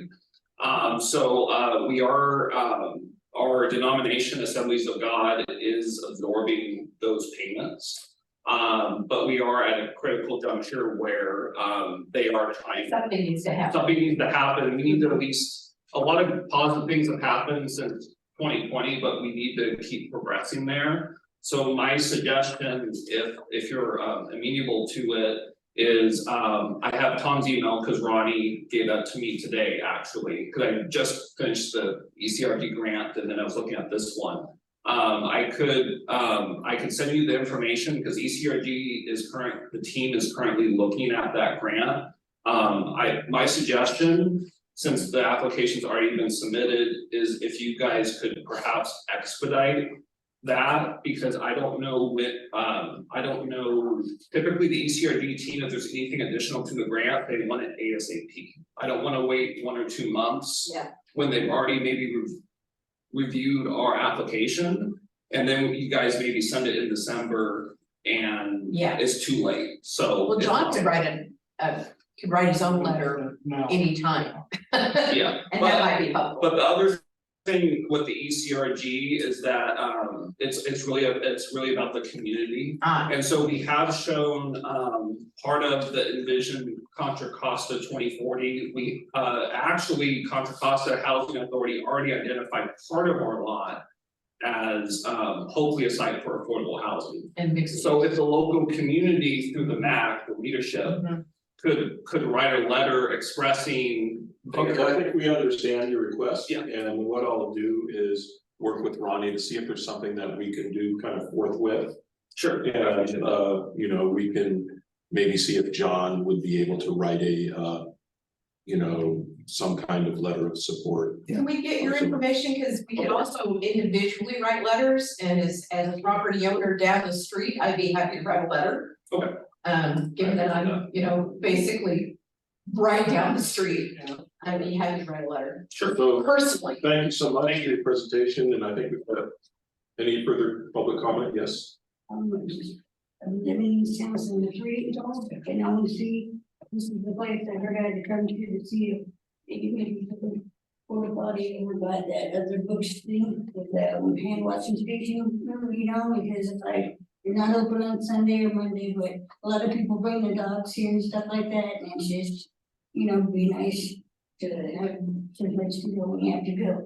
And it's like, you said, wouldn't every three women have the vaginal continence, and it's like, it would be nice to have a place to go and stuff, Okay, well, thank you so much for the information. I think it's a question, that would be wonderful. so we can, you think we can ask a question about whether there can be a porta potty open? Where is it, like,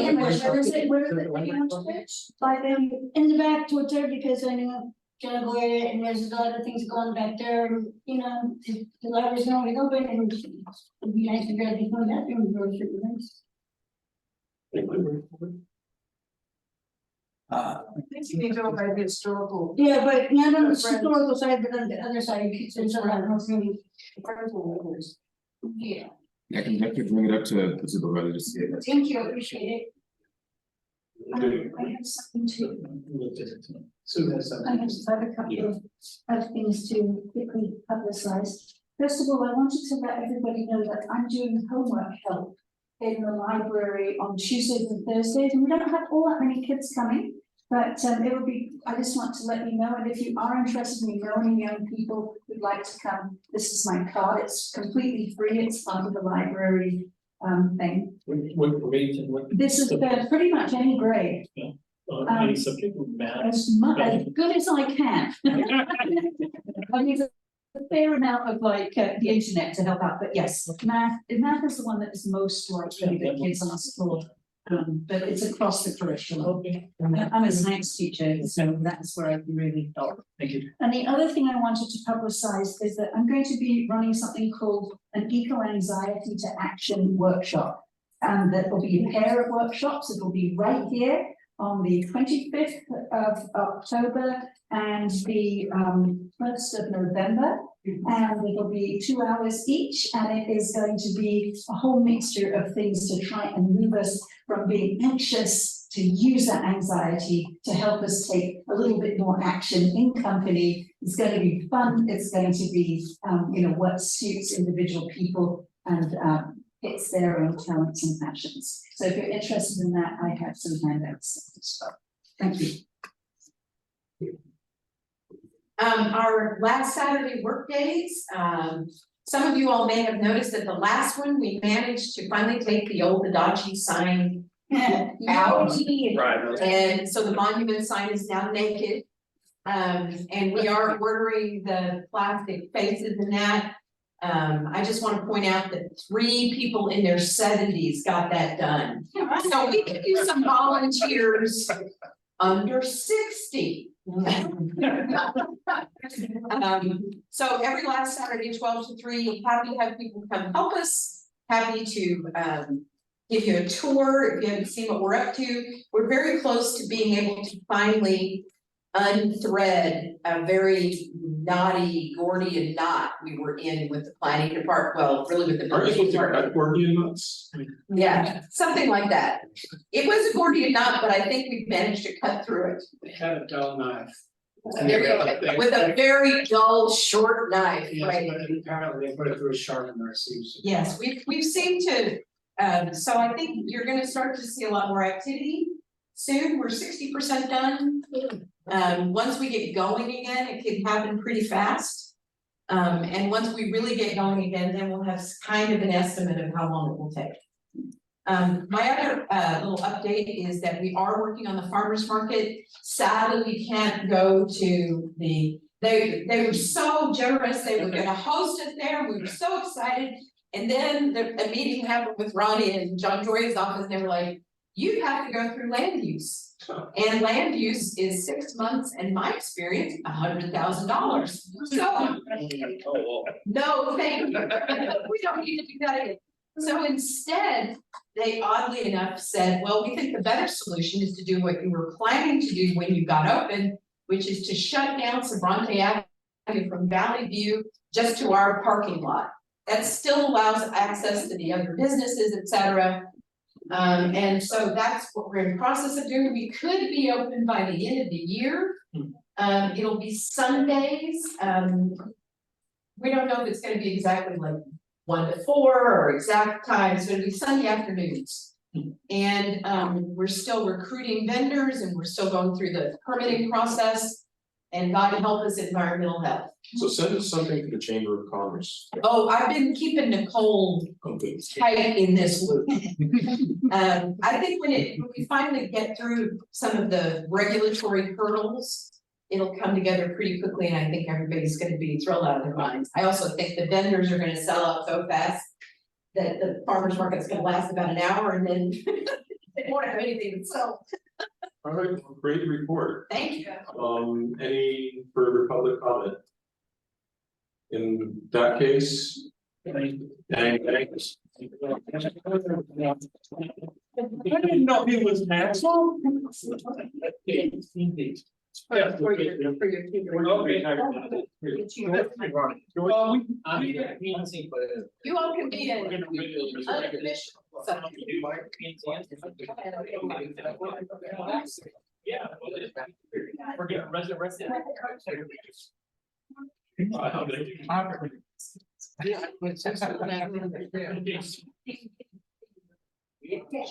And everybody.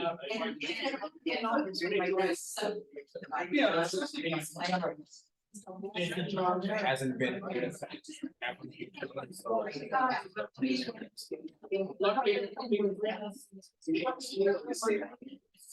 Do you have anything? And that's why. Thank you. So are you? So.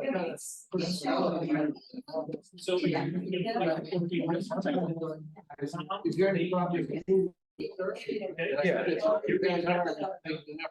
Yeah, it's slow, but it's